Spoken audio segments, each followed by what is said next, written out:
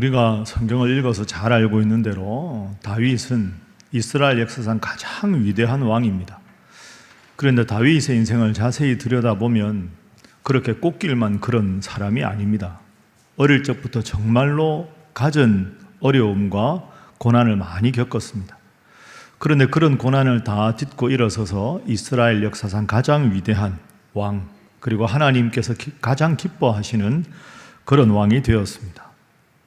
그래서 이제 오늘부터 말씀드린 대로 앞으로 10월 둘째 주일까지 다윗이 인생에서 겪었던 고난들이 무엇이었는가, 그리고 그 고난들을 다윗은 어떻게 잘 극복했는가, 그리고 그 극복한 모습을 통해서 오늘 우리가 배워야 할 점은 무엇인가, 이런 걸 한번 살펴보도록 하겠습니다.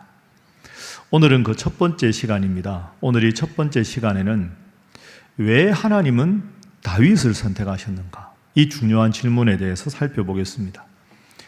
오늘의 주제는 하나님의 때를 기다리는 믿음입니다. 한번 따라해 보시죠. 하나님의 때를 기다리는 믿음. 자, 하나님의 때를 먼저 다윗이 기다립니다. 오늘 본문 우리가 사무엘하 2장 읽었는데요, 2장 1절 말씀 우리 화면 보면서 함께 읽어보도록 하겠습니다. 시작. 그 후에 다윗이 여호와께 여쭈어 아뢰되 내가 유다 한 성읍으로 올라가리이까? 여호와께서 이르시되 올라가라. 다윗이 아뢰되 어디로 가리이까? 이르시되 헤브론으로 갈지니라. 아멘. 이 본문의 배경을 잠시 여러분들께 말씀을 드리겠습니다. 이 사무엘하는 다윗이 왕이 되는 장면부터 이제 앞부분이 시작됩니다. 그럼 앞에 있는 사무엘상은 다윗이 왕이 되기 전까지 갖은 어려움을 겪었던 내용들이 나옵니다. 그 작년 가을에 사무엘상을 주로 여러분들과 살펴보았습니다. 사무엘상이 31장까지 있는데요, 마지막 31장은 다윗보다 전에 이스라엘 초대 왕이었던 사울 왕, 그리고 사울 왕의 아들이었던 요나단이 이 블레셋과 전쟁을 하다가 길보아 산에서 전사하는 장면으로 끝이 납니다. 그러니까 이스라엘의 초대 왕 사울과 그의 아들 요나단이 죽었다 하는 장면으로 사무엘상이 끝나고 이제 사무엘하가 시작이 됩니다. 여러분, 딱 이 설명을 들으면 어떤 생각이 드십니까? 이야, 다윗에게 절호의 찬스다. 아니, 그냥 다윗이 가서 왕좌를 차지하면 되는 게 아닌가, 이런 생각을 얼핏 할 수도 있습니다. 인간적으로만 생각하면 다 맞는 말입니다. 그런데 다윗은 그런 인간적인 생각을 잠시 접어두고 오늘 본문에서 하나님 앞에 기도합니다. 아니, 뭐 기도할 게 있나? 그냥 가서 예루살렘 치고 나라를 통합하면 되지, 뭘 기도를 하나? 망설여서는 안 되는 때가 아닌가? 얼핏 그렇게 생각할 수 있는데 그렇게 쉽게 생각할 상황이 아닙니다. 지금 이 상황에서 다윗에게는 아주 힘든 두 가지의 고민이 있었습니다. 그 고민이 뭐였느냐? 첫 번째 고민은 당장 있는 외부의 위협이었습니다. 오늘 본문 2장 1절인데요, 사무엘하 1장 1절을 화면으로 한번 보십시오.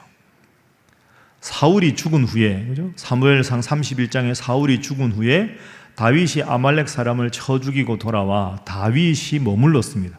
다윗이 머문 곳이 어디입니까? 시글락입니다. 시글락은 블레셋에 있는 도시입니다. 그럼 여러분, 블레셋이 상당히 그 당시 강대국이었는데 블레셋이 사울과 요나단을 죽였습니다.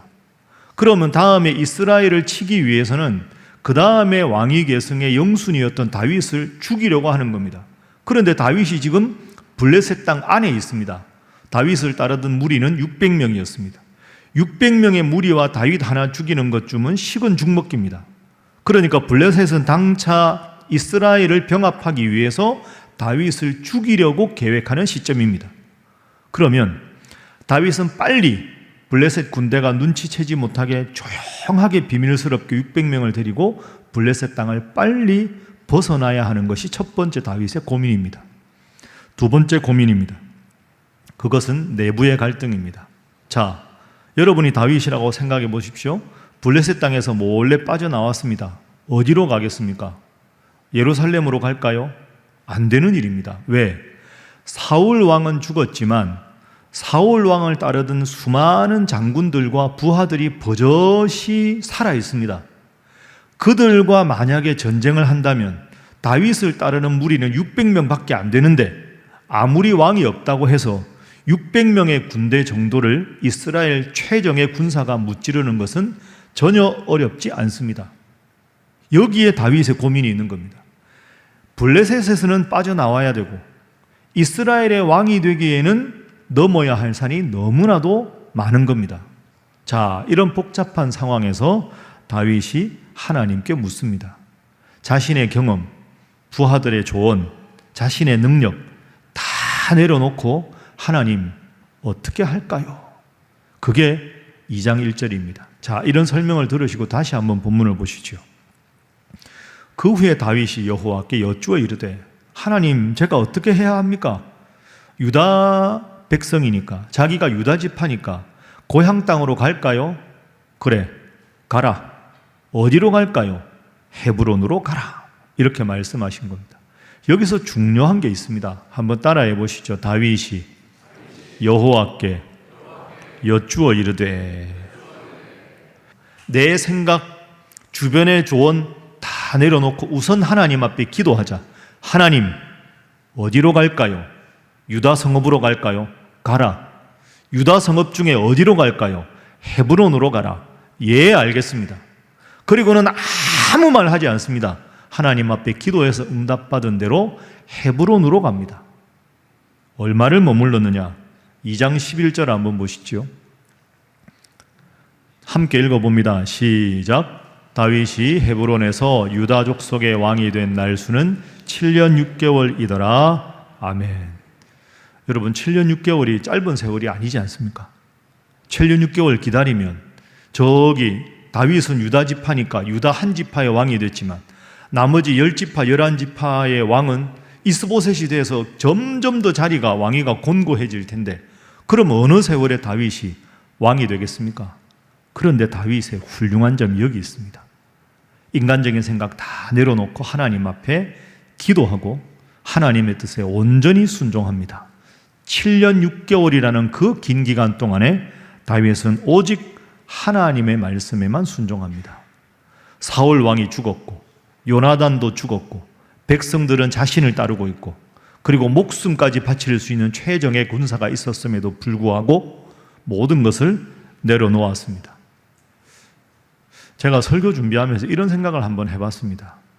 다윗은 이랬더라도 다윗과 목숨을 함께하는 600명의 최정예 부하들은 무슨 생각을 했을까?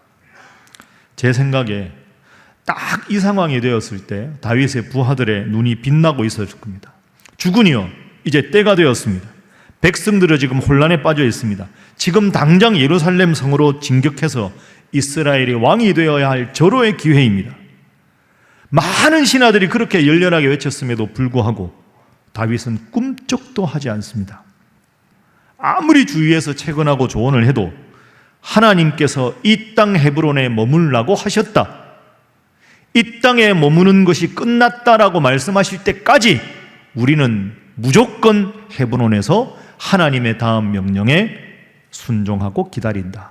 이것만이 다윗의 뜻이었습니다. 여러분, 이걸 잘 생각해 보십시오. 여러분에게도 저에게도 헤브론의 시간이 있습니다. 기도해도 응답이 더딘 것 같고, 아무리 열심히 노력해도 열매가 보이지 않는 답답하고 힘든 시간 말입니다. 내가 지금 이러고 있어도 되나? 스스로도 초조해집니다. 그러나 그럴 때 오늘 본문의 다윗을 기억하십시오. 다윗의 헤브론의 7년 6개월의 시간은 우리에게 어려운 일이 생겨도 먼저 하나님께 묻고 하나님의 때에 따라서만 움직인다는 다윗의 훌륭한 신앙의 자세를 보여줍니다. 여러분들도 이런 다윗을 본받아서 늘 기도하시고 기도 가운데 하나님 주시는 응답에 따라서만 순종하고 움직이는 우리 신일의 모든 성도들이 되시기를 주님 이름으로 축복합니다. 그러면 여러분 당장 이런 궁금한 점이 생기시죠? 하나님 왜 헤브론에서 머물라고 하셨을까, 다윗에게? 아니, 그것도 7개월도 아니고 7년 6개월의 그 기간 동안 하나님은 왜 다윗에게 머물라고 하셨을까? 하나님이 그렇게 말씀하신 이유가 있을 것 아닙니까? 성경을 읽어보면 두 가지 중요한 이유가 있습니다. 헤브론의 시간이 필요했던 두 가지 이유. 첫 번째 이유입니다. 그것은 다윗의 조급한 마음을 내려놓게 하시기 위해서입니다. 여러분, 저나 여러분이나 다 이럴 때 있지요. 기도했는데 빨리 응답을 주셨으면 좋겠는데 응답이 더디면 마음이 조급해집니다. 하나님은 지금 이걸 훈련시키시는 겁니다. 다윗, 너의 조급한 마음을 내려놓아라. 너의 시간표가 아니라 나의 시간표대로 움직이라. 이걸 말씀하신 겁니다. 성경을 쭉 읽어보면 사무엘상에 다윗에게 사무엘 선지자가 나타나서 너는 장차 이스라엘의 왕이 될 것이다 라고 말한 게 다윗이 15살 때입니다. 그런데 오늘 본문 이 당시의 상황이 다윗이 30살이 되었을 때입니다. 그럼 다윗은 왕이 될 것이라는 약속을 받고 지금 무려 15년을 기다린 겁니다. 그런데 하나님께서 헤브론에서 7년 6개월을 더 기다리라고 하신 겁니다. 여러분, 다윗보다 이전에 이스라엘의 초대 왕이었던 사울이 왕이 된 나이가 몇 살 때입니까? 조용하시는군요. 30살 때거든요. 다윗이 이런 마음 안 들었겠습니까? 하나님, 저 사울도 30살에 왕이 됐는데 제가 뭐가 부족해서 더 기다려야 됩니까? 분명히 부하들도 그렇게 말했을 겁니다. 그런 마음이 들었겠지요. 사울도 30살에 왕인데, 아니 내가 이미 30인데 약속을 받은 지 15년이나 지났는데 뭘 더 기다려야 합니까? 그런데 다윗입니다. 과연 다윗입니다. 그래도 기다립니다. 자신의 모든 조급한 마음을 다 내려놓습니다. 내가 성공해야 한다는 마음보다 하나님의 방법으로, 하나님의 때에 따라 나는 움직이겠다. 이게 우리가 다윗에게 배워야 될 중요한 점입니다. 한번 따라해 보시죠. 내가 성공하는 것보다 하나님의 방법으로, 하나님의 때에 따르는 것이 더 중요하다. 여러분 믿습니까? 꼭 기억하십시오. 내가 성공하는 것보다 하나님의 때, 하나님의 방법으로 성공해야 하나님이 더 깊이 크게 역사하시는 겁니다. 두 번째로 하나님이 헤브론에서 7년 6개월을 기다리게 하신 더 중요한 이유가 있습니다. 그건 흩어진 민심을 하나로 모으기 위해서입니다. 이 점에 대해서는 설명이 좀 필요한데요. 자, 당시 이 다윗은 남유다, 특별히 유다 자손이라고 말씀드렸습니다. 그런데 유다 자손이 있던 성읍 중에서 헤브론 성읍에 다윗과 부하들이 머물고 있습니다. 그러면 주변에 소문이 나지 않겠습니까? 다윗이 돌아왔다. 자, 무슨 일이 벌어지느냐 한번 보시죠. 사무엘하 우리가 2장 3절까지 읽었는데요. 4절 한번 화면 보십시오. 유다 사람들이 와서 거기서 다윗에게 기름을 부어 유다 족속의 왕으로 삼았더라. 자, 유다 사람들이 와서 거기서 다윗에게 기름을 부어 유다 족속의 왕으로 삼았더라. 저 표현에 잘 주목해 보십시오. 다윗이 내가 돌아왔으니 내 고향 땅에서 내가 왕노릇 하겠다 이렇게 말한 게 아니고요. 다윗이 헤브론에 와 있다는 소식을 들은 유다 사람들이 자발적으로 와서 다윗이여 우리의 왕이 되어 주십시오라고 자신들의 왕으로 다윗을 추앙했다는 뜻입니다. 다윗이 왕이라고 자처한 게 아니고요. 백성들이 자발적으로 와서 다윗 우리 왕이 되어 주십시오 하고 유다 자손의 모든 민심이 다윗에게 돌아왔습니다. 이게 우연일까요? 같은 족속이라서 그럴까요? 그게 아닙니다, 여러분. 자, 한번 찾아볼까요? 사무엘상 30장에 보면 다윗이 블레셋 땅에 있을 때입니다. 그런데 블레셋 땅에 있을 때 아말렉이 전투를 벌입니다. 그 다윗이 아말렉 군대를 다 몰아내고 이기니까 수많은 전리품을 얻게 됩니다. 그럼 그 엄청나게 많은 전리품을 다윗이 어떻게 하느냐? 30장 26절 보십시오. 화면 보시죠. 다윗이 시글락에 이르러서 아말렉과 싸워서 이겼던 전리품을 다 가지고 와서 자기도 지금 망명신세인데 가난하지만 그걸 유다 장로들에게 다 보냅니다. 이 모든 전리품은 하나님의 원수들에게 탈취한 것이니 여러분 나의 동족이니까 함께 나눕시다 하고 다 나눠줍니다. 27절부터 보면 전부 유다 사람들에게 나눠줍니다. 마지막 31절 한번 보시죠. 31절 함께 읽습니다. 시작. 헤브론에 있는 자에게와 다윗과 그의 사람들이 왕래하던 모든 곳에 보내었더라. 아멘. 여러분, 이 당시 다윗은 블레셋에 600명과 망명하고 있는 상황입니다. 그러면 전리품을 얻었으면 자기 600명 넉넉하게 쓸 수 있는데 자기도 힘든 망명자 신세지만 전리품을 다 가져다가 저기 유다 자손들의 각 성마다 전부 나눠주는 겁니다. 우리는 이만큼 쓰고 그 사람들 힘들다고 동족들에게 다 나눠준 겁니다. 그리고 맨 마지막에 우리가 읽은 31절 헤브론에 있는 사람들, 자기와 조금이라도 관계된 모든 사람에게 다 나눠줍니다. 헤브론 사람이 얼마나 기뻤을까요? 이야, 다윗 훌륭하다.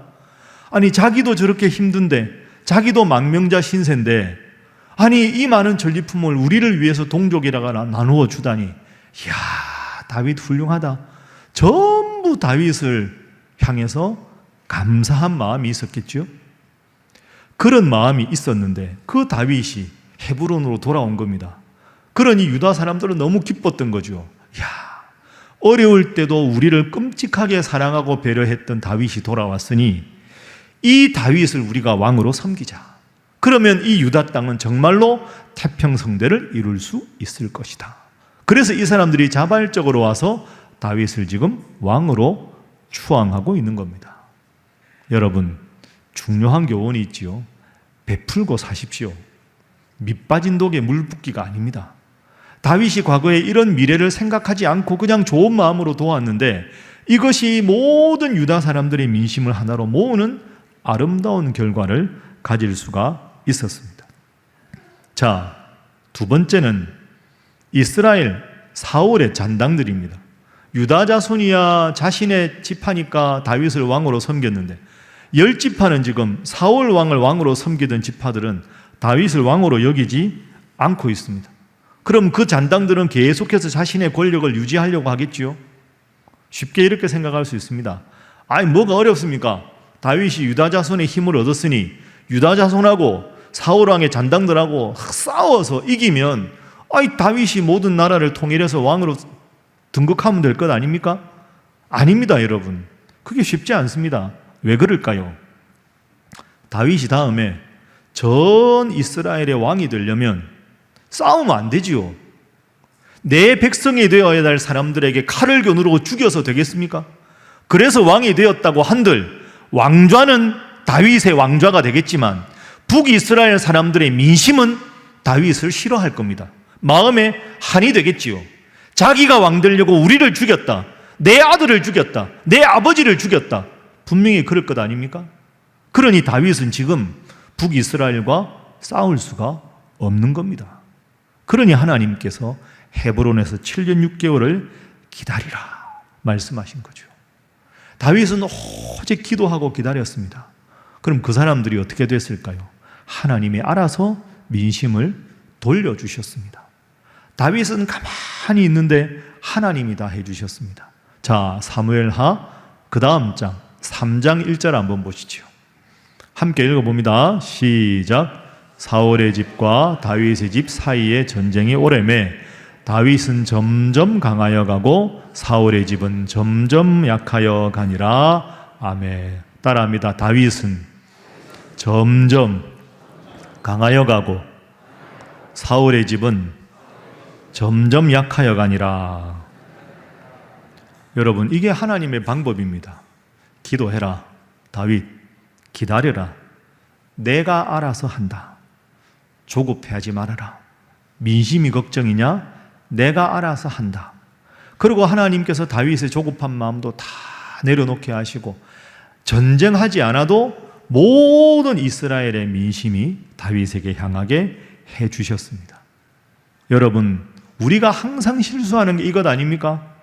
하나님 앞에 기도는 하는데 응답이 조금 더디다 생각이 들면 마음이 조급해서 내 마음대로 해놓고 그리고 결과는 하나님 이러실 수가 있습니까? 좀 더 기다리면 하나님 알아서 해주실 텐데 내가 조급해서 일을 그늘 칠 때가 얼마나 많습니까? 하나님의 때가 되면 하나님의 방법으로 순리대로 여러분의 삶을 좋은 것으로 하나님께서 채워주실 줄로 믿습니다. 자, 이렇게 해서 이제 7년 6개월이 지났습니다.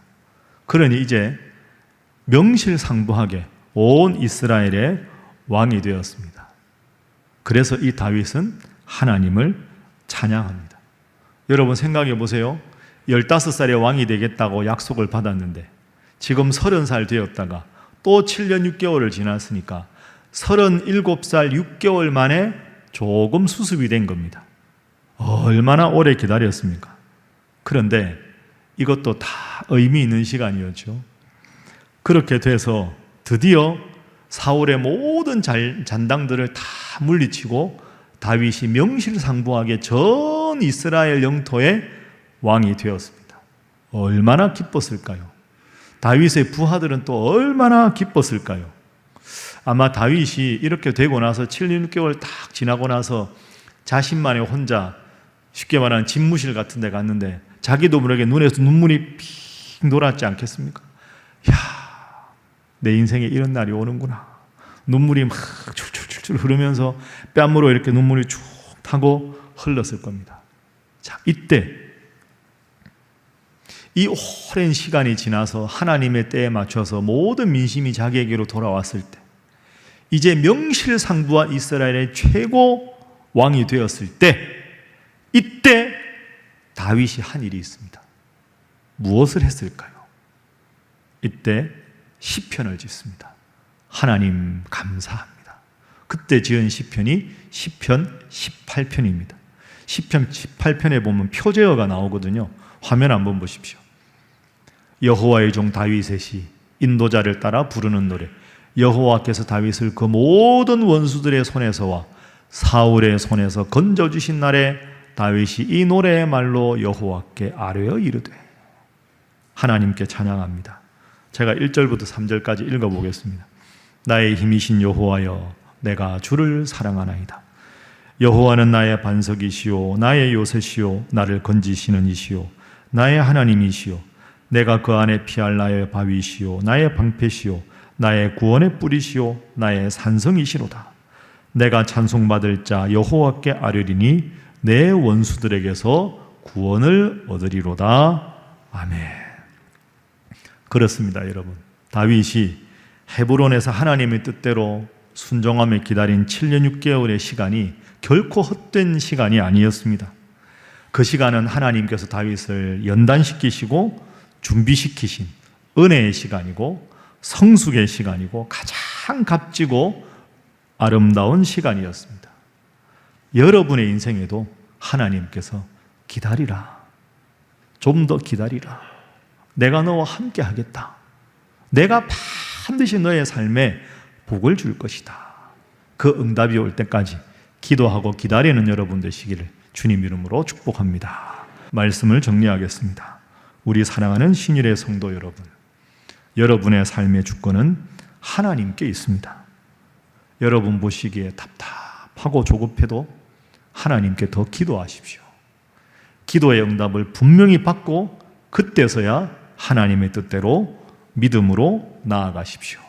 그러면 하나님께서 반드시 여러분에게 기쁨의 눈물과 지혜와 믿음을 선물로 주실 줄로 믿습니다.